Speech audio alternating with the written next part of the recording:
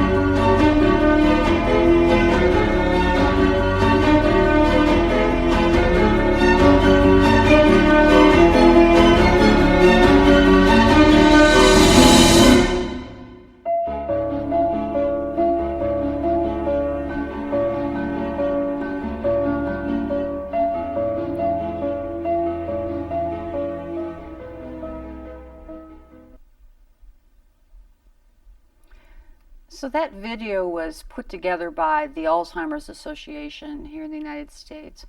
And today with me I have the director for Northern Indiana, Ann Hathaway, just to talk about this disease, what resources that the caregivers in the U.S., especially in Northern Indiana, have available to them that they should take advantage of to have a better quality of life, not only for their care receivers, but for them themselves too. Exactly. So welcome. Well, thank you. Awesome. To be here.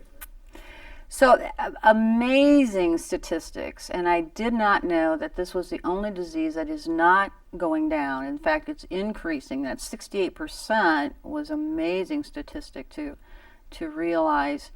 And there's a lot of people then that if we don't have it in our immediate family, that we know of people that have this particular disease. Exactly. It's really hard to find someone that hasn't been touched by it in some way. Wow. So is it true that we don't know we have Alzheimer's until actually we're dead? I mean, it's a form of dementia. It's a form of dementia. It's the most common form of dementia. Okay. Certainly everybody that's diagnosed with dementia does not have Alzheimer's. We certainly, an accurate diagnosis can be made by a healthcare professional. Okay. All right. I just had heard that, and I wanted to dispel that particular rumor. So, for people who are out there who start, they have a loved one that starts forgetting some things, what's the best course of action to take for them? We actually, it's interesting, and it's a popular education program that we have, is the 10 warning signs. And you can also access that on our website as well. Kind of gives you an idea of what's normal versus what's not normal. An example that I've seen used that I just love is everyone forgets where their car keys are. I mean, I think we've all had that experience. But if you forget what you're supposed to do with those car keys, then you have an issue. Yeah. Or if perhaps it takes you 6 hours to return from Indianapolis, or you can't remember how to get home from the mall. Those are things that are just not normal parts of the aging process. Yeah. Well, I can relate to forgetting the keys, and sometimes I think, even, what am I supposed to do with these keys? But yeah, I'm not there yet. Just normal old age, but. Exactly. So, how did you get involved in this organization, Ann? My mother actually had a form of dementia called vascular dementia, which can be very common if a person has heart issues, strokes, and that kind of health issues. And I was her caregiver for a number of years. When this opportunity became available, I definitely had a heart for the mission. It looked like something I would be interested in doing, and here I am. That's awesome. Well, I know you from church, and I also know you from Stephen Ministry, and I know you were in Matthew 25 for quite a long time, too. I was. So. Another great organization. Yeah. I was kind of surprised to see you at the fall conference, but it was a pleasant surprise. I've been very fortunate to be part of two really great organizations. Yeah. One of the things that was a little surprising to me at the fall conference is I thought it would be well attended. I mean, it was well attended, but I thought there would be much more people there. So why don't you think people want to get more informed about this? I think it's a combination of a couple of things. Going back to caregivers, if you're a caregiver, it's difficult to get away for a day. Very difficult to attend a lot of the different educational conferences and sessions. That's why many of our educational programs that we offer are limited to an hour, hour and a half. So it does make it easy for a caregiver to find respite. A neighbor, a friend, a family member, whatever, asking them to come over for an hour and a half, 2 hours is a little bit different than 7 or 8. Yeah, I can see that. Yeah, it was great information that they gave, though, especially on, I knew by watching some videos what happened with the disease and the plaque and the things that start hitting your brain cells and then start taking away actually disintegrating the cells. But it was interesting to watch how it moved through the brain and why it's important, those warning signs. I could see where they actually would hit as things go around through the brain. Definitely. And then the last one being... And not everyone goes through that whole entire progression with the disease, but I think it helps to be well informed, especially if you're a caregiver. Yeah. Well, speaking of caregivers, I know that Alzheimer's had a lot of great things on the website for caregivers, and they do face some special challenges, primarily because it's something that's foreign to us. I mean, it's one thing to know that you broke your leg or something physical, but when it has something to do with your memory and your mind and your recollections, it can be so hard for them. So what are some things that you advise caregivers to do for themselves? In terms of them coming to the Alzheimer's Association? Coming to the Alzheimer's, calling the hotline, just things that they should just generally do for themselves? Again, we offer wonderful free education sessions. I stress that there's no cost to those. You mentioned the website. If someone is website savvy, enjoys doing that, there's some excellent resources there. Another option that we're extremely fortunate to have here in the Fort Wayne area is we have a care consultant position that is based out of our office here locally. And that's a clinically licensed person that will meet one-on-one with families. Again, that's free of charge. The families can either come to our office. If that's not possible, a home visit can be arranged, or maybe another neutral location. And another option, and not all people are support group kind of people, is that we offer many support groups throughout the city in various locations. All of our support group facilitators have firsthand experience with the disease. Many of them were caregivers themselves.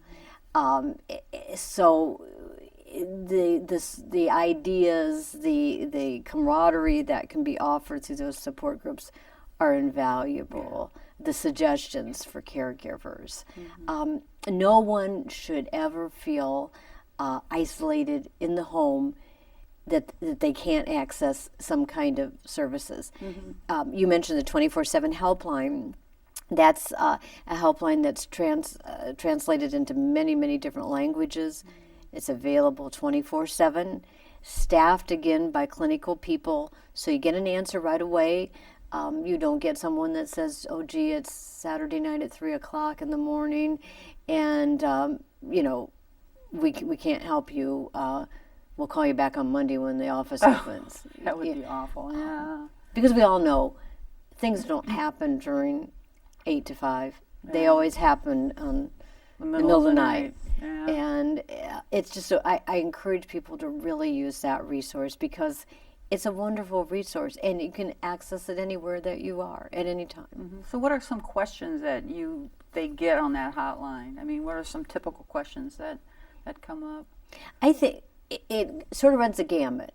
And again, no question is silly or insignificant. We've had questions, such as, my loved one is saying this or doing this. Is that normal? Yeah, should I be concerned? We've had certainly more serious issues where maybe the particular person with the diagnosis has accessed a firearm or something that could truly be harmful to them. And we're able to walk the person through that as well. So it just goes, it runs all, like I said, it runs a gamut from what could be somewhat minor to very significant. That's awesome. Is there a follow-up then afterwards with that?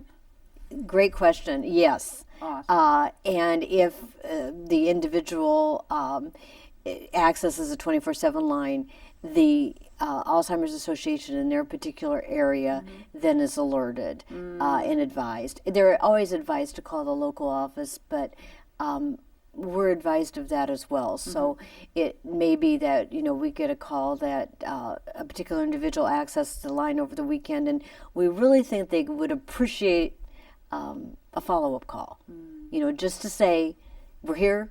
If you have any questions, did the advisor work, whatever. Right. Well, it's good feedback for you as well as making sure that things are progressing on the other end too. Exactly. We're not alone.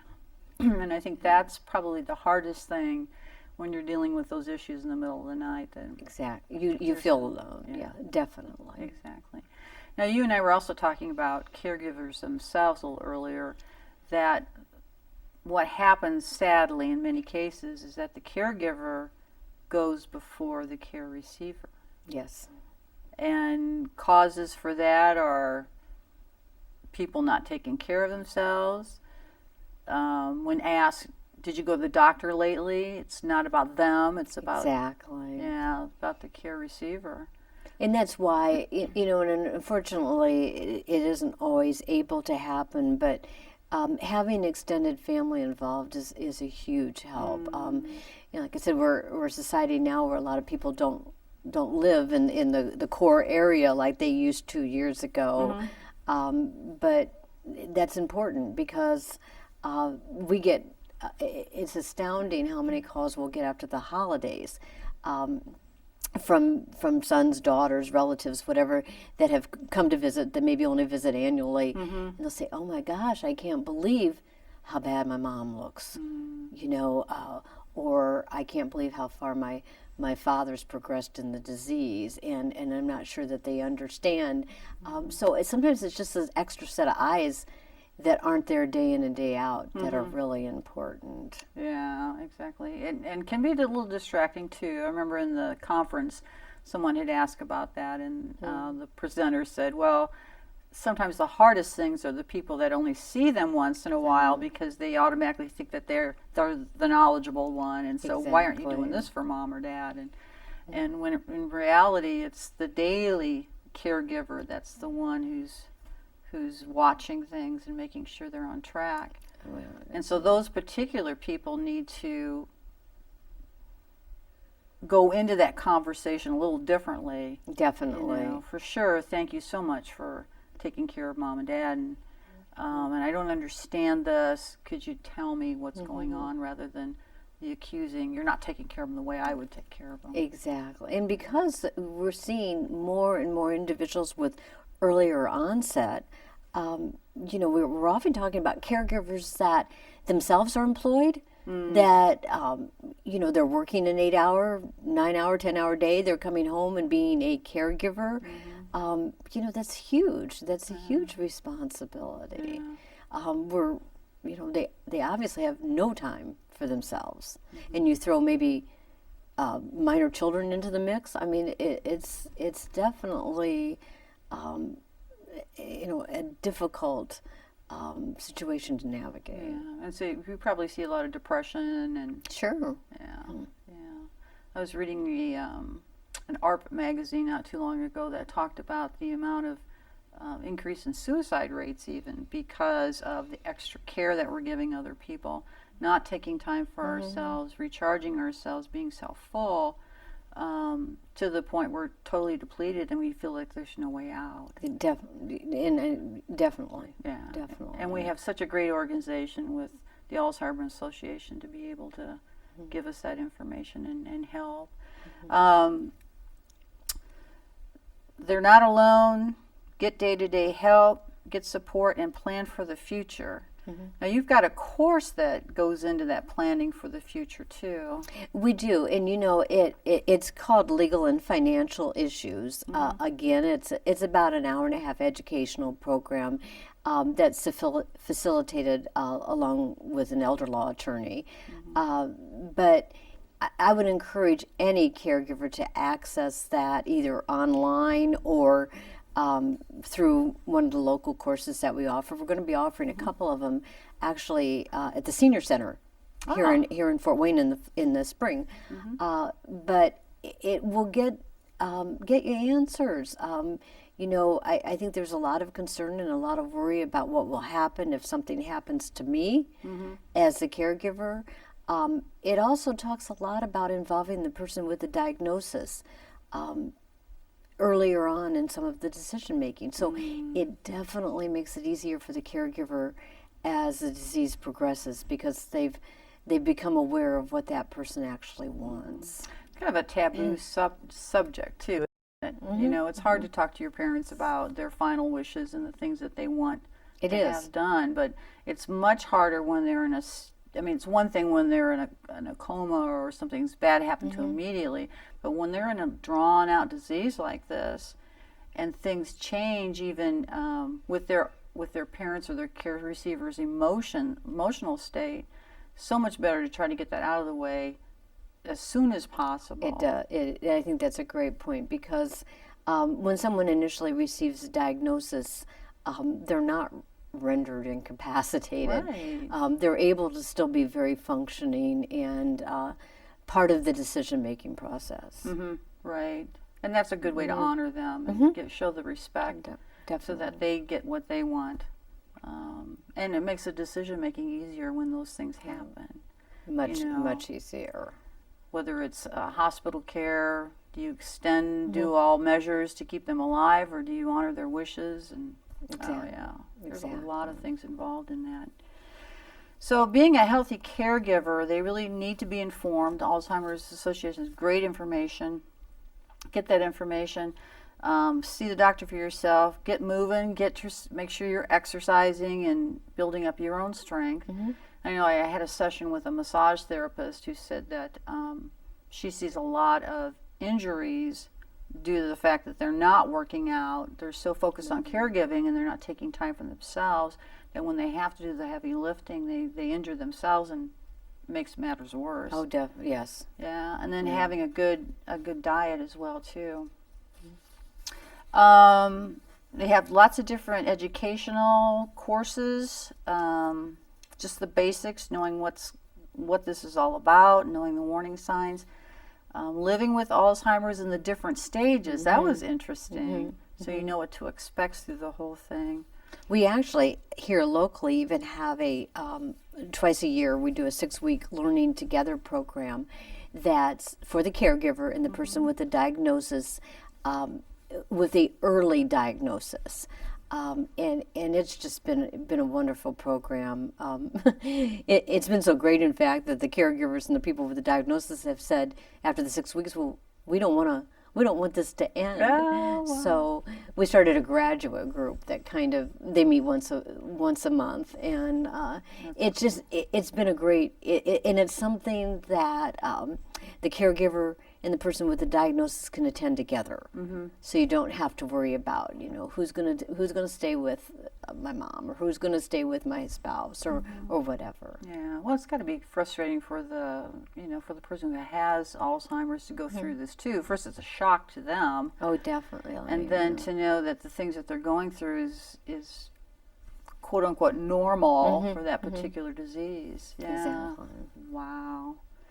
On the website, they had 5 tips to help you cope, which I thought was interesting.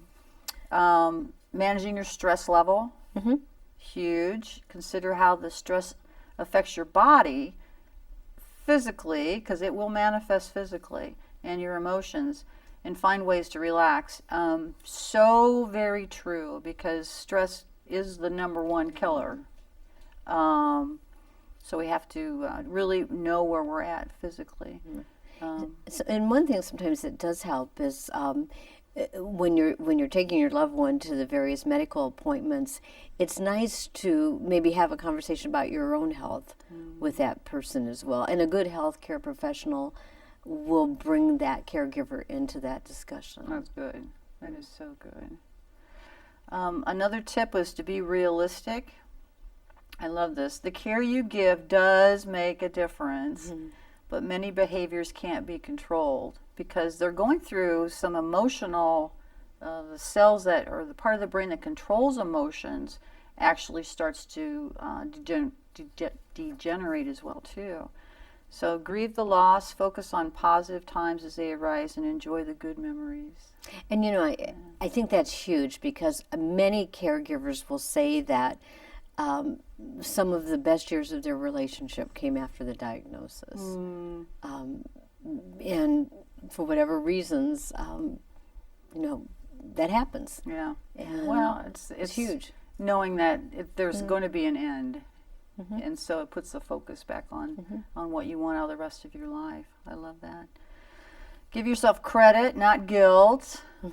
It's normal to lose patience or feel like your care may fall short sometimes. You're doing the best you can. Yeah. And then get support. We offer a lot of, especially in our middle stage program, a lot of tips for the caregiver in terms of how to de-stress yourself, how not, certainly you may become upset by something that the person with the diagnosis says to you or does, how to walk away, how to get out of that situation and still feel good about it and not feel like you're doing something wrong. Yeah. take a break. It's normal to need a break from caregiving duties, and we talked about that a little bit. No one takes care of them like I do. How can they do that? But once you start relinquishing that responsibility, even in the short term, it's good for both sides. It is. It is. Win-win. And we have wonderful, I think we're very fortunate here locally because we have some wonderful respite resources for caregivers. Right. And again, involving yourself in some of the support groups, especially if you don't have extended family, is another helpful way to find some of those resources. Yeah. I was talking with Dan Bishnan at the VA, and he was talking about the respite services that they offer that people need to take advantage of too, even if it's for a couple hours to go out and have a cup of coffee with friends or go shopping, something for yourself. And then accept the changes. Eventually your loved one will need more intensive kinds of care. Research care options now so that you're ready for the changes as they occur, and it's not such a big extra stress on the relationship as well as on yourself too. So these are great tips. These are great tips. It's just it's such a awful disease. It is, and for many, it's almost sometimes worse for the caregiver than it is for the person with the diagnosis, and it's very difficult. It's very difficult to see someone you care about slip away, and that's basically what that person is doing. Yeah, it's like grieving all the time for what was. That's got to be really hard. So really take care of yourself, and like I said, those resources are amazing, just amazing. So they can call the hotline. The hotline, access a face-to-face live person through the local office, go online. Certainly, there's many good books out there. We have a library actually at our local office, so someone could access that as well. Wonderful. And the support groups and educational programs. There's a lot out there that, again, I stress are no cost to the caregiver. To help them. Yeah. Well, thanks. I really appreciate you being on the show, Ann, and giving us some more information about Alzheimer's, and we totally support the work that you do. Well, thank you for having me. You're welcome. And really, for my viewers, please take advantage of these opportunities. You do have one life. You should live it to its fullest. And even when these things come around, being well informed, taking care of yourself is the way to go. So go out there and be the light that God intended you to be, and have a great rest of the day. Thank you.